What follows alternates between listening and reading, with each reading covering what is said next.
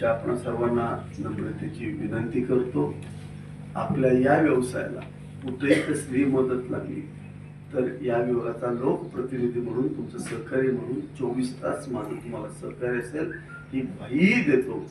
परंतु जे मी आज काय मांडलंय याचं इम्प्लिमेंटेशन आपल्या माध्यमातून व्हावं असं आपल्याला आवाहन करतोय. थांबतो. रामकृष्ण. जनतेच्या आरोग्याची काळजी असणार हे नेतृत्व अतिशय गंभीरपणाने आपल्याशी संवाद या गोष्टींवर साधलेला आहे. निश्चितपणाने आपण सर्वांनी यावर विचार करावा. कृत्रिम रंग वापरले जाणार नाहीत या संदर्भात आपण आपापल्या संघटनेच्या प्रतिनिधींनी आपापलं मत व्यक्त करावं. सर्वप्रथम केटरिंग व्यावसायिक यांच्या वतीनं प्रशांत आपण आपलं मनोगत व्यक्त करावं. केटरिंग व्यावसायिक. माझं नाव दिलीप कोलिया विठ्ठल. माझे श्रीकृष्ण बेकरी या नावानं बेकरी व्यवसाय असून गेली फार जुनी बेकरी आहे. 60 वर्षाची one of the oldest bakery आहे. आज आमदार साहेबांनी आम्हाला जे मार्गदर्शन केलं आणि रंगाबद्दल ज्यांनी माहिती दिली तर त्याबद्दल आज आमच्या व्यापारी आणि सगळ्या बेकरी आणि मिठाईमध्ये बंद करायचं तर ते ठरवण्यापेक्षा आजपासूनच आम्ही बंद करतोय. आणि जे काही अलाउड आहे किंवा त्या प्रमाणातलं आहे मिठाई म्हटलं तर रंग आम्ही बंद करतोय. आमच्या वतीने हे आम्ही तालुक्यामध्ये आम्ही सगळ्यांना आवाहन करतो आणि सगळ्यांनी जर केलं तर हे निश्चितच हा प्रकल्प इथं व्हायला किंवा अशा पद्धतीचं नियोजन व्हायला काहीच अडचण नाही. साहेबांचे पुन्हा एकदा धन्यवाद. मी रामचंद्र संपतराव सिंधुदुर्ग साखरगड निवासिनी केटरर्सचे मालक. मी कोरेगाव तालुक्यातून जे आमदारांनी आम्हाला मार्गदर्शन केलं कलरच्या संदर्भात ते आमच्या तालुक्याच्या अध्यक्ष उपाध्यक्ष आणि सर्वांनी मिळून एक मताने असा निर्णय घेतला आहे की आजपासून आम्ही कोरेगाव तालुक्यात जास्तीत जास्त प्रमाणात सर्व लोक कलरचे वापर कमीत कमी करू असं आम्ही साहेबांना ग्वाही दिली आहे आणि तसे आम्ही ह्याचे पालन करणार आहे सगळे. किती घातक आहे आणि साहेबांनी आम्हाला ह्या कलरची कितीतरी प्रमाणामध्ये घातक शरीराला हानिकारक आहे ते आम्हाला आजपर्यंत कुणीही सांगितलं नव्हतं. त्या कलरच्या संदर्भात माहितीही दिली नव्हती.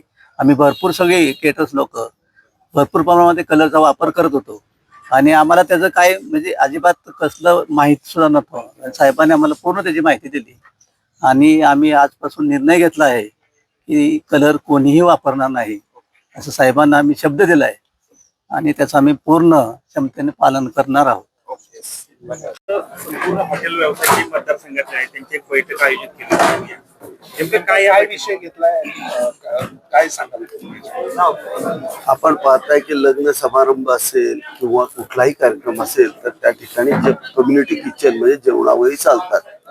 आज या ठिकाणी मी आचारी किंवा बेकरी व्यावसायिक आणि हॉटेल व्यावसायिक जे अन्न पदार्थाच्या संबंधित लोक आहेत त्यांची या ठिकाणी बैठक आणि चर्चासत्र या ठिकाणी आयोजित केलं होतं. तुम्ही पाहताय की आज फार मोठ्या प्रमाणावरती कृत्रिम रंग हे जेवणामध्ये वापरले जात आहेत. आपल्या सगळ्यांना त्या ॲझोडाईजचा वापर साधारणतः 7.5 लाख टन हा भारतामध्ये खाण्यासाठी होतोय. एवढ्या मोठ्या प्रमाणावरती कृत्रिम रंग जर आपण खाणार असू तर निश्चित हे आरोग्यासाठी धोकादायक आहे.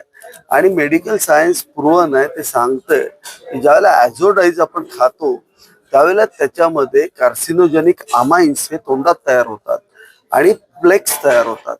ज्यावेळेला तोंडामध्ये प्लेक्स तयार होतात तेच प्लेक्स ज्यावेळेला आपल्या रक्तात जातात त्याची गाठ तयार होते. त्याला तुम्ही काय म्हणता एन्जिओग्राफी केल्यानंतर ब्लॉक्स तुम्ही पाहता तर ते फ्लेक्सचे असतात. मॅक्झिमम 90% काय 95% जे असतात ते तोंडात झालेल्या फ्लेक्सचे असतात. त्याच्यामुळं आपण सगळे पाहताय की फार मोठ्या प्रमाणावरती हार्ट अटॅकचं प्रमाण वाढलेलं आहे. आम्ही माझ्या मतदारसंघामध्ये आरोग्यदायी अन्न सर्वसामान्य जनतेला मिळालं पाहिजे म्हणून आज हा मेळावा घेतला होता.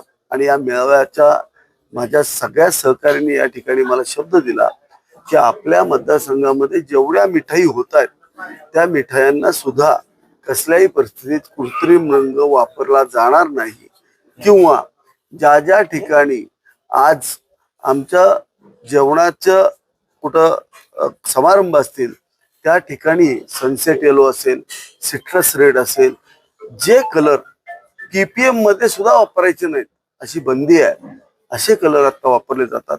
आणि त्यातलं एक सगळ्यात महत्वाचं उदाहरण म्हणजे पायनॅपल शिरा, ज्याच्यामध्ये पायनॅपल न करता पायनॅपल शिरा होत असतो. अत्यंत घातक, विषारी अशा पद्धतीचं ते खाद्य आहे, तो रंग आहे. हे सगळं बंद करण्याचा निर्णय आज माझ्या सगळ्या सहकार्याने दिला, त्याबद्दल मी त्यांना धन्यवाद देतो. साहेब, जसं तुम्ही आता रंगाचा विषय जो घेतलाय, खाण्याचा रंग वापरला जातोय, तुम्ही जसं प्लास्टिकच्या फुलांबद्दल सुद्धा विषय तो घेतला होता, म्हणजे तशा पद्धतीनं हा विधानसभेत सुद्धा हा मुद्दा मांडणार आहात किंवा राज्याकडून याच्याबद्दल काही अजून राज्यात सुद्धा हे निर्णय घेतला जावा यासाठी काही प्रयत्न? मी याच अधिवेशनामध्ये अर्धा तास चर्चेला हा मुद्दा ठेवला होता, परंतु माझा तो मुद्दा पटलावरती आला नाही. पण येणाऱ्या अधिवेशनात मी हा चर्चेसाठी मुद्दा घेणार आहे. 7.5 लाख टन, सुमारे 5,500 कोटी रुपयाचे कृत्रिम रंग आपण खातोय. आणि FDA ची मानांकन जर हे रंग वापरण्याची पाहिली तर एवढी स्ट्रिंजंट आहेत, तरीही आपण त्या रंग 1000 पटीनं जास्त आज मिठाईमध्ये टाकताना पाहतोय. साहेब, ते अजिनोमोटो एक प्रकार आहे की ज्या चवीसाठी वापरला जातो, ते पण शरीराच्या दृष्टीने घातक आहे, तर त्या अनुषंगानं काही अजिनोमोटो आहे, सिक्वेस्टर्स आहेत. आता तुम्ही पाहताय जे कोल्ड्रिंक आपण घेतो त्याच्यामध्ये जर तुम्ही नेमप्लेट्स पाहिले तर त्याच्यामध्ये सिक्वेस्टर नावाचा प्रकार आहे. सिक्वेस्टरचा अर्थ काय? मेटल आयन एकत्र करणारा पदार्थ, बाइंडर. सिक्वेस्टर म्हणजे एकत्र करणारा. हे सिक्वेस्टर ज्यावेळेला आपण पितो त्यावेळेला रक्तात गेल्यानंतर ते मेटल आयन्स आणि कॅल्शियम एकत्र करतो, आणि हे जे प्लेक्स आहेत ते तोंडामध्ये बर तयार झालेले आहे, ते आपल्या हृदयात जाते. ज्या ठिकाणी रक्ताचं स्पीड कमी असतं ते म्हणजे हृदयाच्या धमन्या, त्याला कोरोनरी आर्टरी म्हणतो. आणि जे मेंदूला रक्त जातं ते कॅरोटिड आर्टरी. त्याच्यामध्ये रक्ताचं जे स्पीड आहे ते कमी केलं जातं, आणि मग हे जे जिथं स्पीड कमी होतं त्या ठिकाणी हे ब्लॉक होतात. या पुढची भूमिका कशी असणार आहे? ही तर मी प्रयत्न करणार आहे. किमान माझ्या हातात एक आहे, मी साधा आमदार आहे. माझ्या मतदारसंघातल्या जनतेला आरोग्यदायी देणं हे माझं कर्तव्य आहे, आणि माझं नशीब चांगलं आहे की माझ्या मतदारसंघातले सगळे लोक माझं ऐकतात असं मला वाटतंय. तेव्हा किमान मतदारसंघापुरतं तरी हे मला करायचं.